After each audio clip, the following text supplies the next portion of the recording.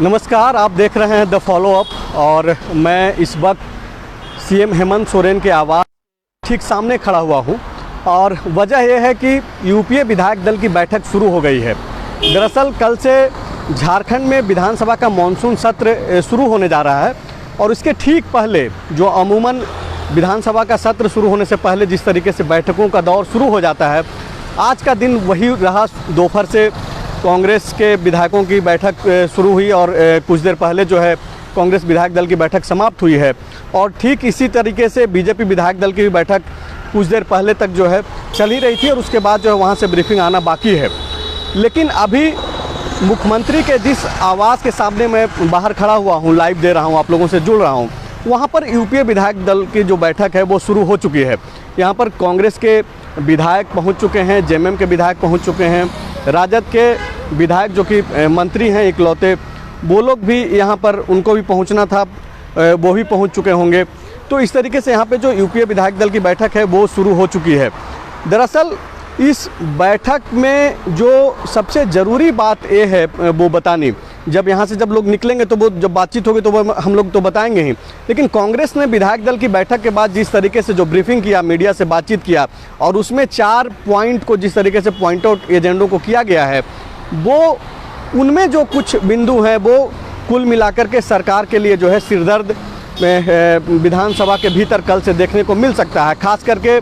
Land bank के मसले पे जिस तरीके से कांग्रेस पार्टी ने स्टैंड लिया है अपने विधायक दल की बैठक में, और झारखंड कांग्रेस के प्रभारी आरपीएन सिंह ने जब मीडिया को ब्रीफ किया और ख़ास करके लैंड बैंक के मसले पे जिस तरीके से उन्होंने बातचीत किया। सबसे पहले तो मैं आपको वो बता दूं, हालांकि इसके पहले द फॉलो अप पे लाइव अगर आप जुड़े होंगे तो हमारे साथी सनी सरद वहाँ से आपको बताए होंगे कि लैंड बैंक को लेकर के जिस तरीके से कांग्रेस का कहना है कि रघुवर दास के शासनकाल में जो लैंड बैंक बनाया गया और जो ज़मीनें ली गई थी और जिसका उपयोग नहीं किया गया, वो लौटाने की बात कही जा रही है। लेकिन बात यहीं तक समाप्त नहीं हो जाती है, बात यह शुरुआत है। वो इसलिए क्योंकि आपको याद होगा कि मुख्यमंत्री हेमंत सोरेन इन्वेस्टर मीट जो है इमर्जिंग झारखंड के तहत वो दिल्ली गए और वहाँ पे जाकर के उन्होंने बातचीत किया और निवेशकों को जब वो आमंत्रित कर रहे थे कि आप झारखंड आइए, झारखंड में निवेश कीजिए, तो वो लैंड बैंक को जो है एक आधार बना रहे थे और वो यह बता रहे थे अपने गेस्ट को, जो कि वहाँ पे जो बड़े बड़े उद्योगपति आए हुए थे इन्वेस्टर्स मीट में, वो वहाँ पे यह बता रहे थे कि हमारे पास जो है झारखंड में इतने लैंड बैंक है, लैंड बैंक में यहाँ पे ज़मीन है, तो ज़मीन जो है वो काफ़ी आसान तरीके से जो है निवेशकों को दिया जाएगा। सबसे बड़ा जो मसला है वो ज़मीन को लेकर के रहता है किसी भी निवेश को स्थापित करने के लिए। ऐसे में जब अब कांग्रेस पार्टी लैंड बैंक को लेकर के अपना स्टैंड क्लियर की है आज के विधायक दल की बैठक में, और अभी जब यूपीए की बैठक इस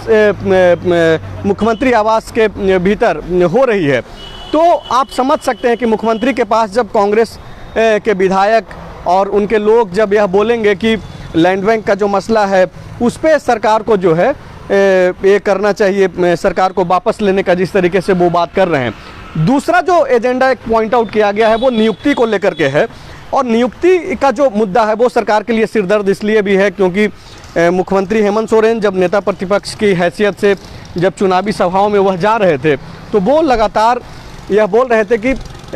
उनकी सरकार बनते ही पहला जो साल होगा कार्यकाल का उसमें 5 लाख सरकारी नौकरी जो है उन्होंने देने का वायदा किया था, और इसके बाद जो है वो कोरोना को आधार बना रहे हैं और अब तक तकरीबन 2 साल होने को है। दिसंबर में सरकार 2 साल अपना कार्यकाल पूरा करेगी,